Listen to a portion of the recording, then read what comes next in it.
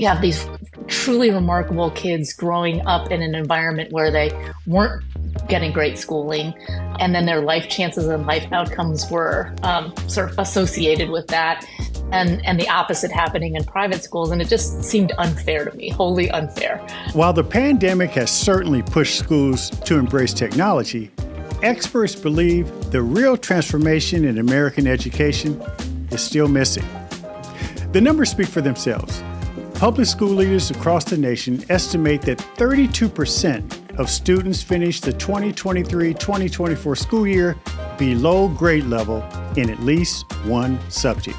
It's tough. I'm not going to lie, because of the broader political environment that exists right now, I think that it's very different from back in my day, right, where there was still some bipartisan work going on, where around education issues, Democratic and Republican, lawmakers in states would come together and say, yeah, we sort of agree with these points. What changes do we need to see in education? How do we close the gap between where we are now and where we need to be? And most importantly, how do we build schools that truly get our kids ready for the future? This is what I want to know. Joining us today is Michelle Rhee, a well-known voice in education reform. As head of the Washington D.C. public schools from 2007 to 2010, Michelle made bold, sometimes controversial changes that got people talking nationwide.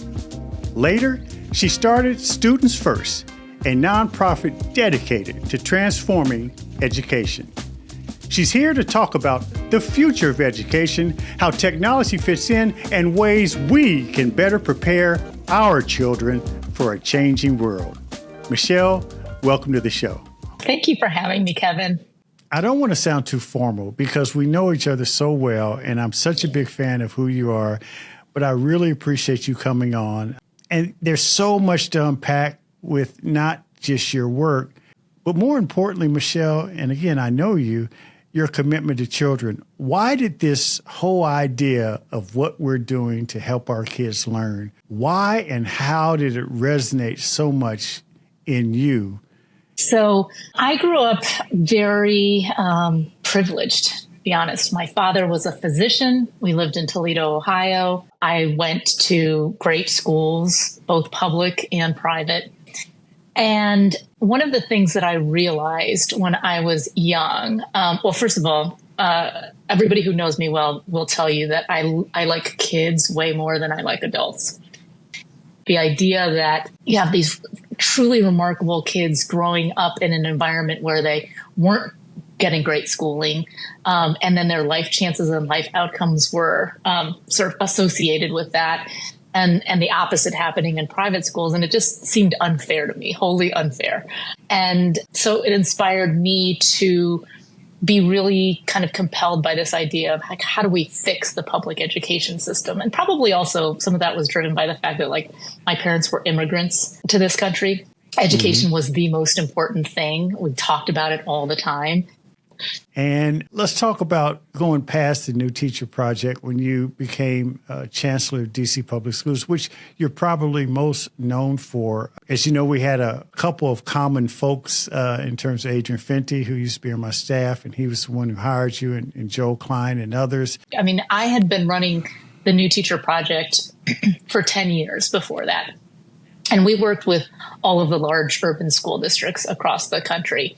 And honestly, it was oftentimes very frustrating work because we'd be like, oh my gosh, why won't the superintendent do this? Or why won't they, decide what initiatives they're going to have 6 months ahead of time so that, then we can understand what shuffling is going to happen so that, we can hire teachers earlier. So I had all kinds of things that I wished superintendents were doing. And I thought this is the chance to, do the things that, Michelle, you said you wished superintendents would do. And to do that with the support of Adrian, which, just can't be overstated. I mean, his political sort of courage and will really was sort of the game-changing factor in all this. I do want you to talk briefly about your takeaways from that experience. And then I want to go into a little bit of the politics. But looking back, what are some of the big sort of lessons learned, if you will, from your experience as D.C. Chancellor? Let's see. I'd say one was just the fact that communication matters so much.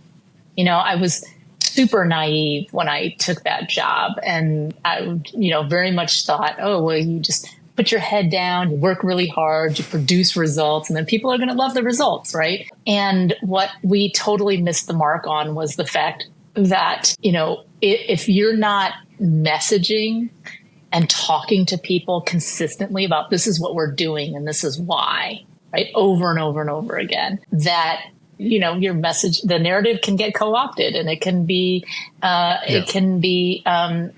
established for you, and unless you're out there proactively beating that drum. And so that's something that we absolutely failed on. We did not do that particularly well. That was one lesson, I think. And another, it was just the fact that we had the luxury, I think, of having like all of the stars aligned. We had an incredibly supportive and visionary mayor who was then putting the resources of the entire city towards what we were doing. We had philanthropic support. We had the very unique sort of, city-state dynamic. So our mayor was essentially the mayor and the governor, right? And I think because all of that was set up in such a unique way that oftentimes people kind of misunderstand the difficulties involved in implementing policies, not just like the policy in and of itself, this teachers union contract or this pay schedule, et cetera, this teacher evaluation, right? You can do that theoretically, like the policy can be made, but at the end of the day, whether or not it's going to impact kids in a positive way, all comes down to like whether it can be executed and implemented well. And I think that is something that oftentimes people just underappreciate. Today, Michelle, kids still are not able to maximize on their potential in most of America's schools. Yeah. So I just joined a venture firm called Equal Opportunity Ventures, or EO Ventures. And so we invest in startups that have a service or a product that we believe is in the long run going to help economic and social mobility. So obviously, a place that I'm really heavily pushing in is on the education innovations. Yeah. And I think that, I've been doing this job for 3 months now. And what I will say is that, to be honest, I had become very jaded as it pertained to like, what can we accomplish in public education over the next 20 years, given the last sort of 30 years of my experience and all the sort of fits and starts that I think we've had. I sort of got to that place where I was like, I don't know if we're ever going to be able to fix this in a way that ensures that all kids, can get a great education. And now in this seat, I will say that I am in the incredibly fortunate position where every single day I get to talk to founders who have an idea about how they can make the system better. And it's fascinating. It's everything from companies that are taking processes that, to your point, have run the same way over and over and over again for years and decades and have just sucked up so much time and energy. And they're like, here's this technology tool that can make your life way more efficient and better, right? Because it makes this particular company that I'm thinking about does master scheduling like way easier for schools, right? So things like that just like make certain processes more efficient, to other founders who are like really thinking outside the box about how they can both either work within the system or outside the system to really give parents choice, to give kids more agency, to provide more resources and supports around such important topics like mental health. And in seeing all of that, like I have a renewed sense of like hope and confidence that we are going to be able to change the game in education, because there are just so many people out there who are thinking in incredibly innovative ways. And I think that this space can allow those entrepreneurs to make a difference and to help a system, right? Because the way that public education systems are set up right now, it's not a hotbed for innovation, right? But if you can have folks externally sort of pushing in partnership with school districts, I think there's real potential here. This is my last question along those lines, Michelle. This is what I really want to know. And that is, when you think about all the various, policymakers, stakeholders, parents, communities, people come at the education sort of challenge from so many different and varied positions. What would you say to them in terms of this understanding that we just, mutually achieve in terms of what's possible from a practical point of view? What would you say to them who remain skeptical because they have these various lenses? Parents are skeptical, folks on the Republican side are skeptical, Democratic side, union. But what would you say to them that would serve to help bring us together from a what is possible point of view, if you understand what I'm saying? I do. It's so hard these days because I think the country is polarized in Absolutely a way that it is. And that's why someone like you needs to opine on this, because we are divided. And this is the one area where we should begin the building blocks for unity building. I think that's exactly right. But it's tough. Like, I'm not going to lie, because of the broader political environment that exists right now. I think that it's very different from now I feel like an old person, but when I say back in my day, right, where there was still some bipartisan work going on, right, where around education issues, Democratic and Republican, lawmakers in states would come together and say, yeah, we sort of agree with these points. So I think in that environment, it is tough to figure out what are the mechanisms through which we can all sort of come together and unify. But if there is one thing that potentially could drive that, wouldn't it be what is good and right for kids? And I think instead of just each political party sort of staking out, well, this is what we think is good for kids and this is what we think is good for kids.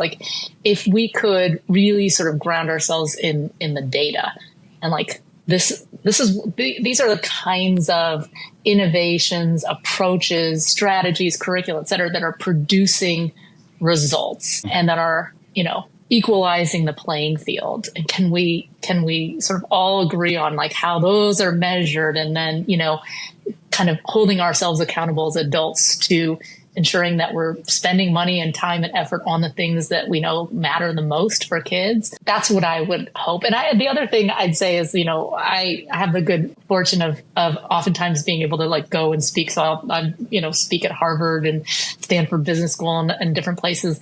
And I will say that anytime I talk to sort of the next generation of reformers, I always say my generation couldn't figure this out, but it's up to you all. And I think they have an optimism and a sense of what needs to happen to kind of bridge the sort of polarized dialogue that is happening right now.